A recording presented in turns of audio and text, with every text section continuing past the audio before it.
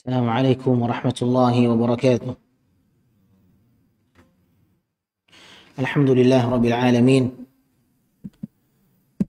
وبه نستعين على أمور الدنيا والدين، والصلاة والسلام على أشرف الأنبياء والمرسلين وعلى آله وأصحابه ومن اهتدى بهديه واستنى بسنته إلى يوم الدين. اللهم علمنا منه ما جهلنا وذكرنا منه ما نسينا وزدنا علما واجعل العلم حجة لنا لا علينا وورثنا بهذا العلم خشيتك في الغيب والشهادة وجعلنا ممن يستمعون القول فيتبعون أحسنه. Ahibati fillah, kaum muslimin yang dimuliakan Allah. Sekarang tanggal berapa?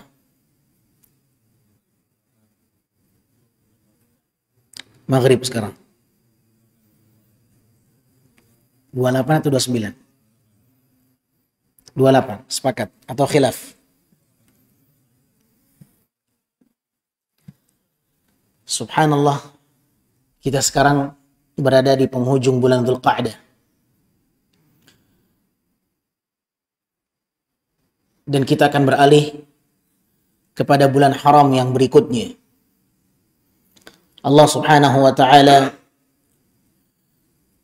telah mengatakan di dalam Al-Quranul Karim surat At-Taubah ayat 36, Inna iddata syuhuri inda Allahi 12 syahran fi kitabillah yawma khalaqas samawati wal arda minha arba'atun hurum dzalika ad-dinul qayyim. Sesungguhnya bilangan bulan di sisi Allah ada 12. Dan ketetapan itu sudah ada ketika Allah menciptakan langit dan bumi. Di antara 12 itu ada 4 bulan yang haram. Arba'atun hurum. Ada 4 bulan yang lebih mulia. Artinya bulan Hijriyah itu di sisi Allah ada yang lebih mulia tingkatannya dibandingkan bulan yang lain. Dan itulah satu ketetapan agama yang lurus. Dzalika dinul qayyim. Itulah tanda dan bukti agama yang lurus. Ketika kita berpatokan kepada penanggalan bulan Hijriyah, maka berarti kita masih memiliki agama yang lurus. Kalau kita ditanya sekarang tanggal berapa, kemudian seorang menjawabnya dengan penanggalan bulan Masehi, berarti agamanya sedang tidak lurus. Dia sedang berpatokan kepada selain apa yang Allah turunkan dalam agama ini. Dan perlu kita ketahui bahwa bulan Masehi ini adalah produk orang-orang Romawi. Januari, Februari, Maret, April, ini semua adalah produk orang-orang Romawi. Siapa mereka orang Romawi? Orang-orang yang tercatat dalam sejarah sebagai musuh Islam yang pernah diperangi oleh kaum muslimin, dan mereka pernah memerangi kaum muslimin. Justru musuh-musuh Islam produk mereka yang kita adopsi. Orang yang pernah membenci kita, orang yang pernah memerangi kita, orang yang pernah memerangi para sahabat, justru produk mereka yang diagung-agungkan oleh kebanyakan kaum muslimin. Maka salah satu bukti tanda agama yang lurus, kata Allah, ketika seseorang memiliki ciri khas penanggalan Hijriyah dalam kehidupannya. Maka apabila kita bisa mengetahui sekarang tanggal ini dari bulan ini Hijriyah, sekarang tanggal ini dari bulan Hijriyah, besok tanggal ini dari bulan Hijriyah, maka insya Allah ini merupakan salah satu upaya Anda untuk tetap berjalan di atas jalannya Allah Subhanahu wa Ta'ala. Jangan sampai kita lebih hafal penanggalan bulan Masehi dibandingkan bulan Hijriyah. Karena seorang Muslim harus bangga dengan produk yang langsung turun dari 7 lapis bumi, yang turun langsung dari Allah Subhanahu wa Ta'ala. Kaum muslimin yang dimuliakan Allah, 4 bulan haram itu diantaranya adalah Dzulqa'dah, Dzulhijjah, Muharram, dan Rajab. 3 disebutkan secara berurutan dan 1 disebutkan secara terpisah. Dzulqa'dah, Dzulhijjah. Kita sekarang berada di bulan yang akan beralih kepada bulan yang lain dari bulan haram, yaitu bulan Dzulhijjah. Yang keberadaan bulan Dzulhijjah beberapa hari ke depan insya Allah kita akan memasukinya, dan seorang muslim harus mengenal dan mengetahui keistimewaan bulan Dzulhijjah. Seorang muslim harus lebih tahu dengan penanggalan bulan Hijriyah dibandingkan bulan Masehi. Kalau kita tahu hari-hari libur dari bulan Masehi, tanggal ini, tanggal ini, tanggal ini. Kalau seorang muslim dia tahu sekarang ini adalah hari spesial, hari ini dari bulan Masehi, dia harus lebih tahu daripada itu semuanya bulan Hijriyah. Harus lebih tahu dia bulan Hijriyah itu dibandingkan bulan Masehi. Namun kebanyakan kaum muslimin saat ini mereka telah meninggalkan bulan-bulan Hijriyah itu. Sehingga apabila kita tanya kepada mereka sekarang tanggal berapa, mungkin orang di luar sana hitungan jari yang bisa menjawabnya. Walillahil hamd, segala puji hanya milik Allah ketika kita termasuk di antara orang-orang yang tahu penanggalan Hijriyah sekarang ini tanggal berapa. Ahibati fillah, kaum muslimin yang dimuliakan Allah, bagi para penuntut ilmu tidak asing lagi kemuliaan bulan Dzulhijjah. Dia masuk dalam kategori bulan yang hurum, yang mulia, yang memiliki perhitungan yang beda dengan bulan-bulan yang lain. Abdullah bin Abbas dan yang lainnya mengatakan bulan hurum, bulan yang mulia yang 4 itu, siapapun yang beramal saleh di 4 bulan yang haram itu, maka pahalanya dilipat gandakan dan tidak sama dengan perhitungan di bulan-bulan yang lain daripada 4 bulan yang itu, 4 bulan haram. Sebaliknya, seseorang yang bermaksiat di 4 bulan yang haram, maka dosanya pun dilipat gandakan tidak sama dengan ketika dia berbuat dosa di luar 4 bulan yang haram itu. Ahibati fillah, kaum muslimin dan muslimat yang dimuliakan Allah, semoga Allah memberikan kepada kita kesempatan untuk berjumpa dengan bulan Dzulhijjah, karena di dalam bulan Dzulhijjah ada 10 hari pertama yang dikatakan oleh Nabi Shallallahu Alaihi Wasallam sebagai hari yang terbaik di permukaan bumi. Afdhalu ayyamid dunya. Hari yang terbaik di dunia adalah 10 awal Dzulhijjah. 10 awal Dzulhijjah. Itulah hari yang terbaik di permukaan bumi ini. Sehingga Allah Subhanahu wa Ta'ala bersumpah di dalam surat Al-Fajr. Allah bersumpah, wal fajri walayalin ashr, demi waktu fajar dan malam yang 10. Dan mayoritas jumhur ulama dan para ahli tafsir, di antaranya Al-Imam Ibnu Hajar dan yang lainnya, mengatakan bahwa 10 yang Allah bersumpah dengannya adalah 10 awal di bulan Dzulhijjah. Dan para ulama mengatakan tidaklah Allah bersumpah dengan sesuatu, melainkan sesuatu itu memiliki kedudukan di mata Allah Tabaraka wa Ta'ala.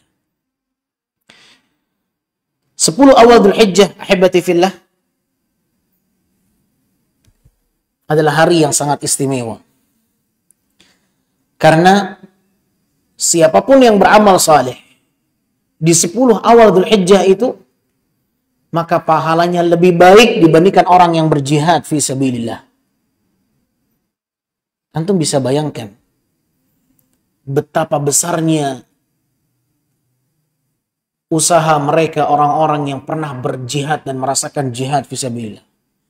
Betapa beratnya pengorbanan mereka, bahkan jiwa raga mereka menjadi taruhannya. Mungkin Anda dan saya belum pernah berperang, mengangkat senjata melawan orang-orang kufar. Yang belum pernah kita ini mempertaruhkan nyawa kita untuk membela agama Allah. Akan tetapi ada di sana amalan-amalan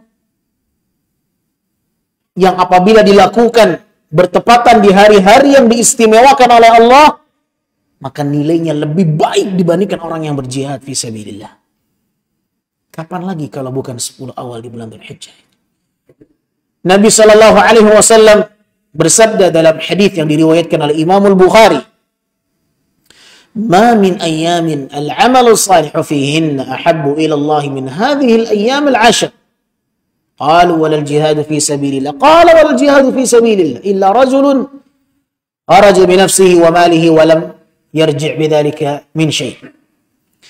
Kata Nabi sallallahu alaihi wasallam, tidak ada hari yang lebih dicintai oleh Allah seorang hamba beramal saleh dibandingkan 10 awal Dzulhijjah. Tidak ada hari yang Allah sangat cinta seorang hamba beramal saleh di hari-hari tersebut melainkan 10 awal Dzulhijjah. Itulah hari yang paling dicintai oleh Allah seorang hamba mempersembahkan amal salehnya. Hari yang terbaik seorang hamba mempersembahkan amal salehnya 10 awal Dzulhijjah.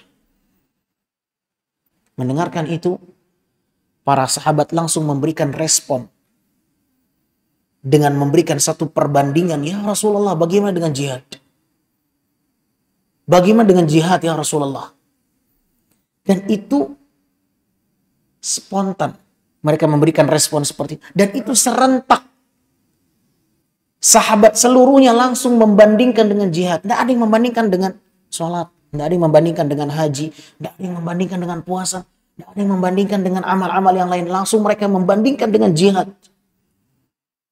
Seakan-akan berjihad ini kedudukannya sangat tinggi di sisi Allah Subhanahu wa taala. Nah, karena memang jihad ini adalah ibadah satu-satunya di mana seorang mempertaruhkan nyawanya. Jihad adalah satu-satunya ibadah di mana seorang sudah siap untuk menghadapi kematian. Sehingga Nabi SAW mengatakan tidak ada balasan yang paling pantas untuk mereka orang yang berjihad kecuali surga. Tidak ada balasan yang pantas selain itu. Sehingga para sahabat mengetahui kedudukan jihad di mata mereka, kedudukan yang sangat tinggi. Wa dhirwatu sanamihi al-jihadu fi sabilillah. Puncak kejayaan kaum muslimin itu di jihad fi sabilillah, kata Nabi SAW. Maka para sahabat serentak langsung kecerdasan mereka, nalar mereka membandingkan apa yang Nabi sabdakan dengan jihad fi sabilillah. Ketika mereka mendengarkan amal saleh yang paling dicintai oleh Allah dari seorang hamba ketika mereka beramal tepat pada 10 awal Dzulhijjah. Sahabat ingin tahu lebih dalam sejauh mana kecintaan Allah dari amal yang dipersembahkan oleh hamba-hambanya. Apakah lebih mulia kedudukan amal tersebut dibandingkan jihad ya Rasulullah? Kata Nabi, walal jihadu fi sabilillah. Jihad pun tidak bisa menandingi kemuliaan amal saleh yang dilakukan di 10 awal Dzulhijjah. Walal jihadu fi sabilillah. Jihad pun terkalahkan, tertandingi dengan amal saleh yang dipersembahkan oleh seorang hamba di 10 awal Dzulhijjah.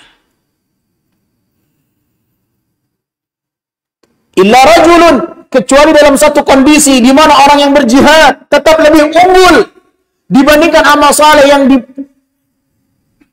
dipersembahkan oleh seorang hamba di 10 awal Dzulhijjah. Ada kalanya jihad itu tetap lebih unggul dibandingkan amal saleh yang dikerjakan oleh seorang hamba di 10 awal Dzulhijjah. Kapan? Ketika seorang yang berjihad itu dia keluar dengan jiwa raganya, dengan hartanya, namun dia tidak kembali dalam kondisi selamat. Dalam kondisi itu tetap jihad lebih unggul. Karena orang yang berjihad ada kalanya dia selamat pulang ke rumah, Ada kalanya tidak selamat, dia terbunuh di medan pertempuran. Ahibati fillah, kaum muslimin dimuliakan Allah.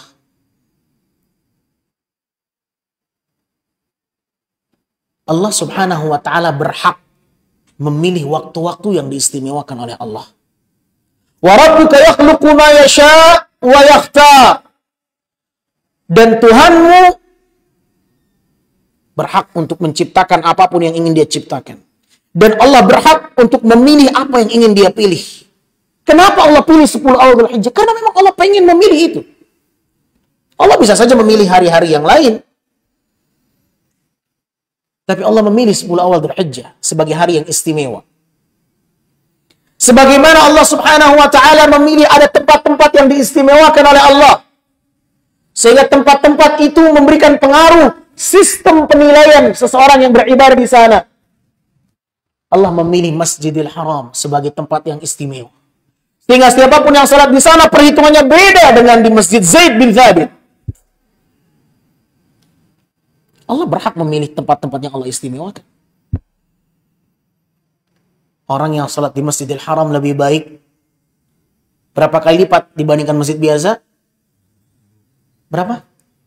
100.000 kali lipat lebih baik dibandingkan orang yang sholat di masjid kita ini. Antum bisa bayangkan, nggak ada yang beda sholatnya. Dia sholat di sana dengan dia sholat di sini sama gerakannya. Yang mempengaruhi perbedaannya apa? Dia sholat di tempat yang diistimewakan oleh Allah. Hanya itu. Hanya karena dia sholat di tempat yang diistimewakan oleh Allah memberikan pengaruh perbedaan yang signifikan dalam penilaian isi Allah Azza wa Jalla.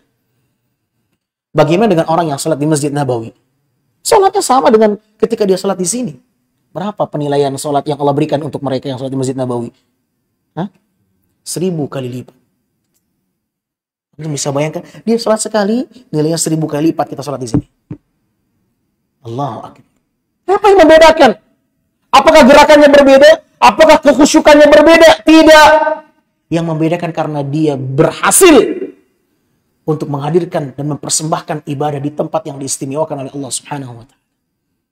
Ada Masjidil Aqsa. Siapapun yang sholat di sana, kata Nabi alaihi salatu wassalam, pahala sholatnya 500 kali lipat lebih baik dibandingkan sholat di masjid biasa. Apa yang membedakan? Karena dia berhasil sholat di tempat yang diistimewakan oleh Allah Subhanahu wa ta'ala. Al-Ardul Muqaddas. Tanah yang suci. Itulah kota Palestina. Ada tempat-tempat yang diistimewakan oleh Allah, sehingga siapapun yang sholat di sana, pahalanya berbeda di tempat yang lain. Dan ada juga waktu-waktu yang diistimewakan oleh Allah. Ada tempat yang diistimewakan, ada waktu yang diistimewakan. Di antara waktu-waktu yang diistimewakan adalah malam Lailatul Qadar. Siapapun yang beramal saleh bertepatan di malam Lailatul Qadar, khairun min alfi syahr, lebih baik daripada 1000 bulan. Apa yang membedakan? Dia beramal bertepatan di waktu yang diistimewakan oleh Allah Subhanahu wa ta'ala. Maka di antara waktu yang diistimewakan oleh Allah Subhanahu wa ta'ala adalah 10 awal Dzulhijjah. Sehingga siapapun yang beramal bertepatan di waktu yang diistimewakan oleh Allah, dia akan meraih perhitungan yang berlipat-lipat pahalanya dibandingkan dia beramal di luar 10 awal Dzulhijjah. Dan gak main-main Allah berikan perhitungan untuk mereka. Allah tidak main-main memberikan perhitungan untuk mereka yang beramal di 10 awal Dzulhijjah. Antum bisa bayangkan, amal soleh apapun, Nabi tidak pernah mengkaitkan amal soleh apa itu. Amal soleh apapun yang dilakukan oleh seorang hamba di 10 awal Dzulhijjah itu jauh dan lebih dicintai oleh Allah Tabaraka wa ta'ala. Bahkan jihad pun tidak bisa menandingi kemuliaan orang yang berhasil beramal soleh 10 awal Dzulhijjah itu. Allahu Akbar. Ada kalanya kita membaca Al-Quran itu jauh lebih besar, lebih mulia dibandingkan jihad. Kapan? 10 awal Dzulhijjah. Ada kalanya antum bersedekah lebih baik dibandingkan jihad. Kapan? Ketika antum bersedekah di 10 awal Dzulhijjah. Ada kalanya antum berpuasa lebih baik dibandingkan jihad. Kapan? 10 awal Dzulhijjah. Ada kalanya antum berbuat kebaikan apapun dinilai oleh Allah lebih baik dibandingkan jihad kapan? 10 awal Dzulhijjah. Dan hari itu akan datang biidznillah ta'ala. Maka seorang muslim yang menyadari kemuliaan 10 awal Dzulhijjah, ini momen bagi mereka untuk tidak akan mereka sia-siakan. Ikhwatal iman, saudaraku yang dimuliakan oleh Allah Subhanahu wa taala, Nabi alaihi salatu wassalam pernah mengkaitkan 10 awal Dzulhijjah dengan amalan-amalan yang sangat-sangat ditekankan untuk diupayakan. Secara umum amal soleh apapun. Secara umum amal soleh apapun. Antum baca Al-Quran satu hurufnya, itu satu kebaikan bukan? Satu kebaikan? Satu kebaikan. Ada kalanya satu huruf itu lebih baik dibandingkan jihad fisabilillah. Kapan kalau bukan 10 awal Dzulhijjah? Nabi SAW ketika mengatakan itu, Nabi tidak merinci amal soleh apa. Nabi mengatakan amal soleh apapun yang dipersembahkan seorang hamba di 10 awal Dzulhijjah lebih dicintai oleh Allah dibandingkan jihad. Tapi ada amal-amal yang memang Nabi sebutkan secara khusus dan Nabi mengkaitkannya dengan 10 awal Dzulhijjah itu. Di antaranya adalah memperbanyak tahlil, memperbanyak takbir, memperbanyak tahmid. Dalam riwayat Imam Ahmad dalam kitab Musnadnya, Nabi alaihi salatu wassalam menyebutkan, "Ma min ayyamin a'zamu 'indallah." Ma min ayyamin a'zamu 'indallah wa ahabbu ilaihi al-'amalu fihinna min hadhihi al-ayyam al-'ashr. Tidak ada hari yang lebih diagungkan oleh Allah dan lebih dicintai oleh Allah seseorang yang beramal saleh ketika itu dibandingkan 10 awal Dzulhijjah. Fa'akthiru fihinna min at-tahlil. Maka perbanyaklah oleh kalian bertahlil wa tahmid. Perbanyaklah kalian bertahmid dan perbanyaklah kalian untuk bertakbir. Ini ibadah yang Nabi kaitkan penyebutannya dengan 10 awal Dzulhijjah.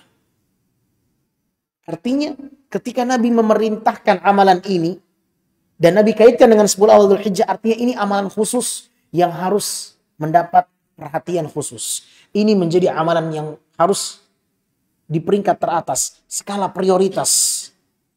Karena Nabi mengkaitkan hari yang paling mulia, hari yang paling dicintai oleh Allah Subhanahu wa taala 10 awal Dzulhijjah.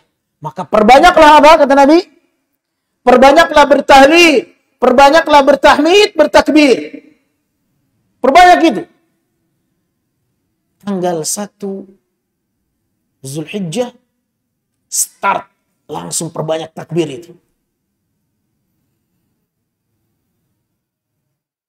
Kapan dimulainya itu? Di waktu malam. Besoknya tanggal 1, di malam itu sudah harus seorang muslim start memperbanyak zikir. Perbanyak takbir. Imam Al-Bukhari menyebutkan ada 2 sahabat, Abu Hurairah, Abdullah bin Umar. Ketika datang 10 awal Dzulhijjah, itu mereka bertakbir. Masuk ke pasar mengingatkan manusia. Mereka bertakbir. Bertakbir. Takbiran. 10 awal Dzulhijjah itu mereka sibuk mengingatkan manusia. Mereka bertakbir. Allahu Akbar, Allahu Akbar, Allahu Akbar. Sudah mulai. Kita kapan takbirannya? Kita kapan? Kapan? Jawab. Tanggal berapa? Kita takbirannya kapan? Tanggal 10 Dzulhijjah. Besok kita sholat Id, baru malamnya kita takbir. Kalah start sama Abu Hurairah. Kalah start sama Ibnu Umar. Mereka dari 1 awal Dzulhijjah itu takbiran. Dan mereka itu mengingatkan manusia yang lalai di pasar. Mereka masuk ke pasar takbiran, mengangkat suara takbiran. Siapa yang sanggup seperti itu? Antum berani?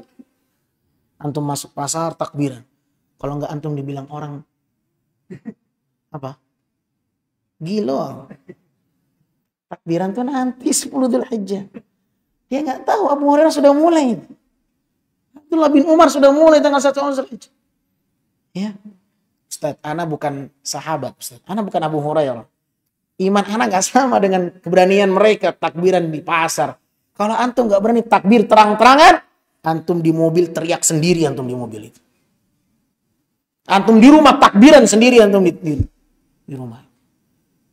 Antum malu takbiran di hadapan khalayak ramai, takut dibilang gila karena antum curi start, antum masuk ke mobil sendiri antum takbiran agungkan Allah Azza wa Jalla.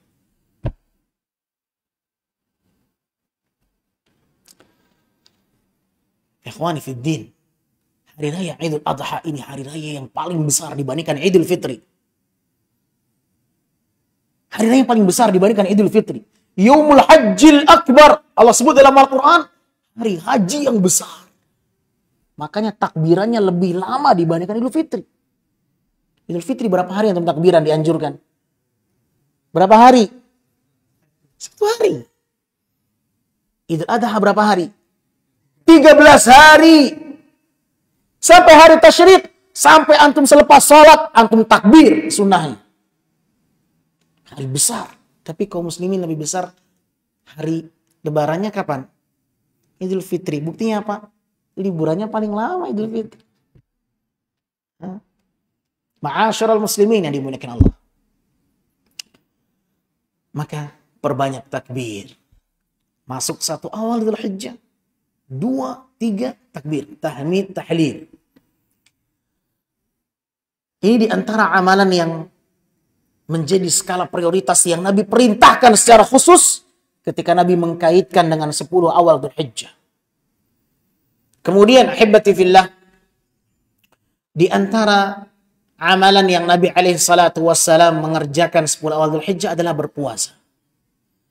Berpuasa di 9 hari awal Dzulhijjah. Ya, perbanyak puasa. Sunnah hukumnya. Kalau kita ingin berpuasa silahkan. Ya, mau tidak mengapa. Ada kalanya berpuasa nilainya bagikan orang yang berjihad fisabilillah, bahkan lebih baik. Kalau sekiranya kita tidak bisa atau tidak ingin berpuasa di tanggal 1 sampai tanggal 8, minimal tanggal 9-nya. Dikenal dengan sebutan puasa Arafah. Puasa yang dilakukan oleh kaum muslimin yang tidak melaksanakan haji. Mereka dianjurkan, disunnahkan untuk berpuasa ketika jamaah haji sedang wukuf di padang Arafah. Nabi alaihissalatu wassalam mengatakan, ahtasibu ala Allah an yukafira sanata allati qablahu wallati ba'dah. Aku berharap dengan puasa Arafah ini Allah ampunkan dosaku yang lalu dan setahun yang akan datang. Allahu Akbar. Ini hari keramat. Ini hari yang mulia. Yang jangan sampai kita lewatkan. Saudara kaum muslimin yang dimuliakan Allah. Ya? Jangan sampai dilewatkan puasa Arafah ini. Sampaikan kepada orang-orang yang terdekat dengan kita. Keluarga. Sekarang sudah ada media sosial yang antum mudah untuk memberikan nasihat. Nggak perlu antum datangin satu persatu mereka, itu nggak perlu. Sekarang Allah sudah berikan kemudahan kita untuk berdakwah. Dengan satu klik, antum bisa mendapatkan kebaikan dari sekian banyak orang yang mengamalkan nasihat yang antum sampaikan. Allah, tinggal kemauan yang harus digerakkan. Berbagi kebaikan. Jadilah Anda sebagai pintu-pintu yang membuka kebaikan. Nabi SAW mengatakan, inna minan nas mafatihun lil khair, maghaliqan lisyarr. Sesungguhnya ada di antara manusia yang menjadi pintu-pintu kebaikan, yang membuka kebaikan dan menjadi penutup pintu-pintu keburukan. Sebaliknya, ada orang-orang yang menjadi pembuka pintu-pintu keburukan dan penutup pintu-pintu keburukan. Jadilah Anda sebagai orang yang membuka pintu-pintu kebaikan dan menutup pintu-pintu keburukan. Sampaikan kepada tetangga. Iya, sampaikan kepada tetangga. Kanan, kiri. Iya. Raih kebaikan ma'asyarul muslimin yang dimuliakan Allah. Ya. Besok hari Arafah nih kayaknya nih. Besok puasa enggak? Sampaikan. Ya. Saudaraku kaum muslimin yang dimuliakan Allah. Mengapa 10 awal Dzulhijjah dikatakan sebagai hari terbaik di permukaan bumi ini? Para ulama mengatakan li'annaha tajma' ummahat al-ibadah. Karena 10 awal Dzulhijjah merangkum induk-induk ibadah di dalamnya. Ya, merangkum induk-induk ibadah di dalamnya. Salat jelas kewajiban yang kita lakukan setiap hari. Puasa Nabi lakukan di 9 awal Dzulhijjah. Kemudian haji ya tanggal 8 Dzulhijjah, hari tarwiyah, mulai ibadah haji. Subhanallah. Kemudian ada ibadah kurban. Ada ibadah apa? Kurban. Maka bagi siapa yang ingin berkurban, berkurban. Yang diberikan oleh Allah kemampuan untuk berkurban, berkurban. Ya, tidak ada amalan yang paling baik di tanggal 10 Dzulhijjah ketimbang menumpahkan darah hewan sembelihan. Amalan yang terbaik di tanggal 10 Dzulhijjah adalah menumpahkan darah hewan sembelihan.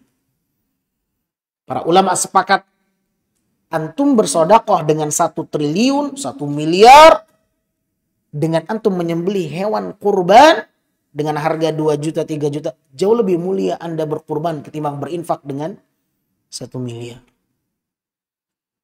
Atau dengan yang semisal dengan harga hewan kurban. Anda berinfak, Anda nggak mau repot-repot deh.